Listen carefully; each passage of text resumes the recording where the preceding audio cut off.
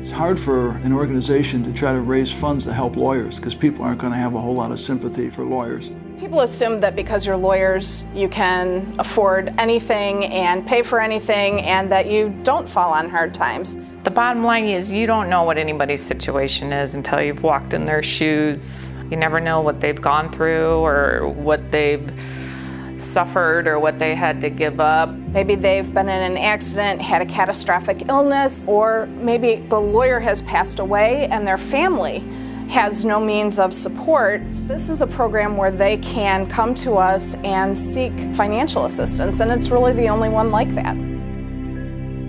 I remember exactly when I first heard about it, and it was from a really good friend of my late husband, and he was sitting right there on that couch.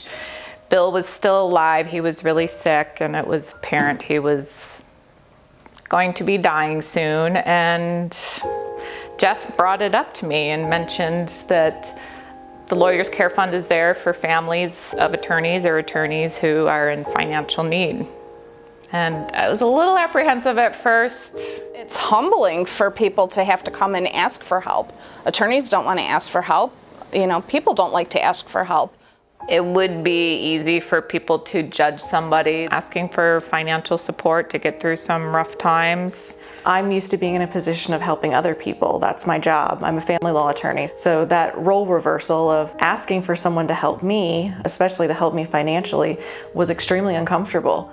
You just have to kind of put that aside and think about your family, and to also realize that these group of attorneys who are on the board or who contribute to the Lawyers Care Fund really are there to help people. There's not going to be a judgment on you, and the funds are specifically to help lawyers who need help. If I didn't have that support from the Lawyers Care Fund, well, I would for sure have had to move. Even a one-bedroom for myself and my daughter probably wouldn't have been affordable.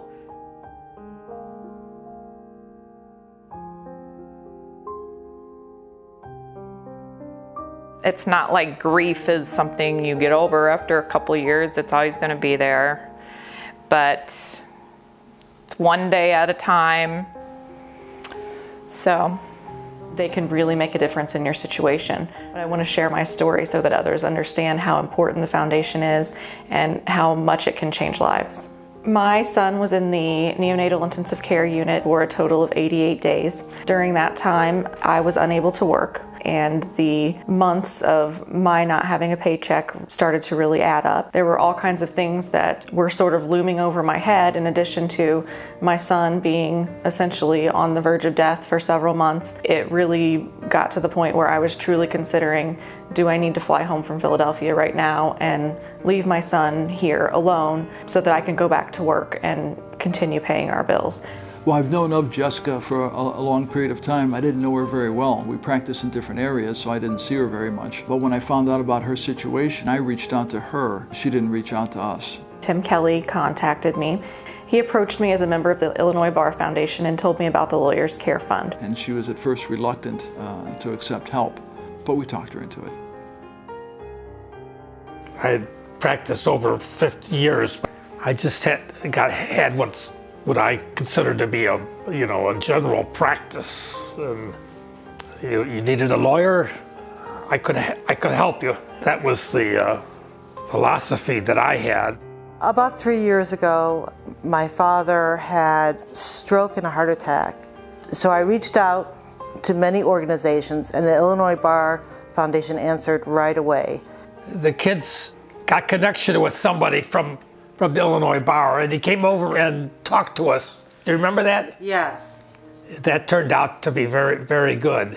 He wasn't planning on retiring until his heart attack and stroke. He was able to work, and that's what he was doing.